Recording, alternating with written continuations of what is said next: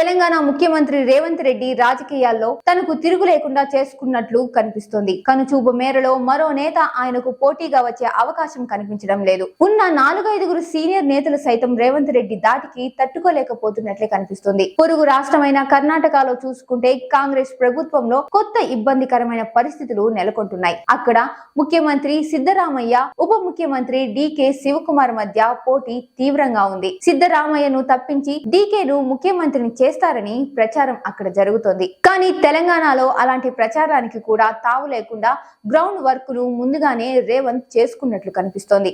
రేవంత్ రెడ్డికి సరిసమానంగా పోటీ పడే నేతలు ఎవరూ కనిపించకుండా చేసుకుంటున్నారు. సీనియర్ నేతలు మల్లు బట్టి విక్రమార్క, ఉత్తమ్ కుమార్ రెడ్డి, కోమటిరెడ్డి వెంకటరెడ్డి వంటి వారు ఉన్నా వారికి అధినాయకత్వం వద్ద ముఖ్యమంత్రి పదవిని చేపట్టే స్థాయి లేదన్న తీరులో ఇప్పటికే కలరింగ్ వచ్చేసింది. ఉత్తమ్ కుమార్ రెడ్డి ఇప్పటికే 2 సార్లు పిసిసి చీఫ్ గా పనిచేసి పార్టీని అధికారంలోకి తేలేకపోయారు.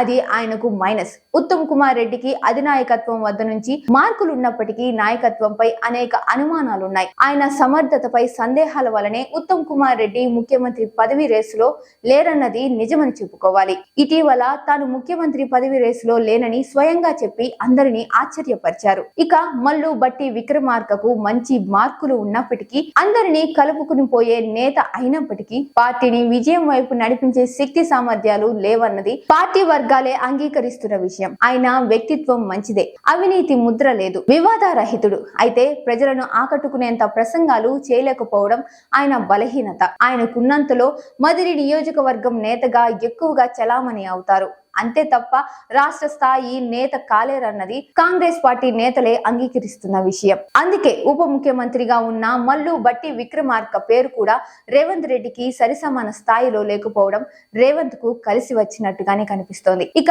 కోమటిరెడ్డి వెంకటరెడ్డి కూడా తొలి నుంచి పార్టీను నమ్ముకొని ఉన్న నేత. దశాబ్దాల నుంచి పార్టీలోనే కొనసాగుతుండడం ఆయనకు ప్రత్యేకత.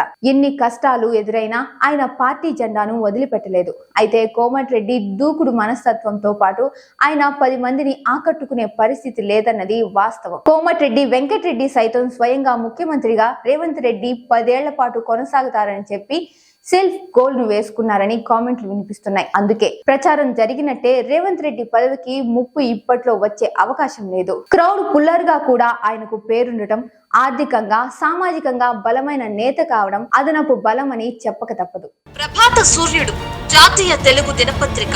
ప్రతి అక్షరం నిజం వైపు. నిజం దాగదు, వార్త ఆగదు.